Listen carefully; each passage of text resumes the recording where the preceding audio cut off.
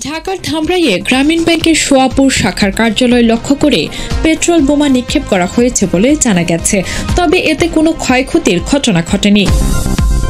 গতকাল বুধবার 19 নভেম্বর ভোর 4:30টার দিকে উপজেলার সোয়াপুর ইউনিয়নের সোয়াপুর বাজার এলাকায় এ ঘটনা ঘটে। বাজারের একটি দোতলা ভবনের দোতলায় ব্যাংকটির কার্যক্রম পরিচালনা করা হয়। এ ঘটনায় সিসিটিভি ফুটেজেও পেট্রোল বোমা নিক্ষেপ ও আগুনের দৃশ্য দেখা যায়। পুলিশ প্রত্যক্ষদর্শী ও স্থানীয়রা জানান, ভোর 4:30টার দিকে মোটরসাইকেল যোগে দুজন দুর্বৃত্ত এসে এই গ্রামীণ ব্যাংকের কার্যালয় লক্ষ্য করে বোমাটি নিক্ষেপ করে। সেটি দেয়ালে লেগে ভেঙে পাশের একটি টিন শেড কক্ষের চালার উপরে পড়ে আগুন লেগে যায়। ঘটনাটি দেখতে পেয়ে নৈশপ্রহরী ডাক চিৎকার করলে আশেপাশের লোকজন এসে আগুন নিয়ন্ত্রণে আনে।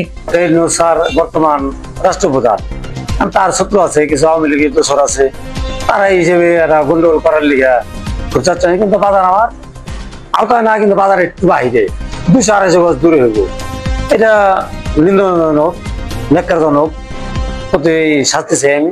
বাজার পাহারা 5 জন আছে, দরকার হলে আমি আরো 2-1 আর বাড়াবো। আমরাও নিজেরাও আমরা আতঙ্ক বিরাজ করছি যে কোন সময় কি আর করানো হবে ওইটা যা। তবে এতে কোনো ক্ষয়ক্ষতির ঘটনা ঘটেনি। বাজারের নৈশপ্রহরী মোহাম্মদ সেলিম মিয়া জানান, ভোরের দিকে বিকট শব্দ পেয়ে ব্যাংকের দিকে আগুন দেখতে পান।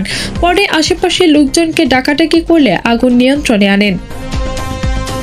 ধামরাই থানার ভারপ্রাপ্ত কর্মকর্তা ওসি মোহাম্মদ মনিরুল ইসলাম বলেন, ধামরাই থানায় সর্বমোট 6টি গ্রামীণ ব্যাংকের শাখা রয়েছে, তার ভিতরে একটি মালিকানাধীন আর 5টি ভাড়াটিয়া। এই সুয়াপুর বাজারে তারই একটি প্রতিষ্ঠান। তো এখানে গত রাত্র 4 ঘটিকার সময় একটি সমস্যা উৎপত্তি হয়। তো এখন পর্যন্ত বোঝা যাচ্ছে না যে কি হয়েছিল। একটি এখানে বিকট শব্দ হয়।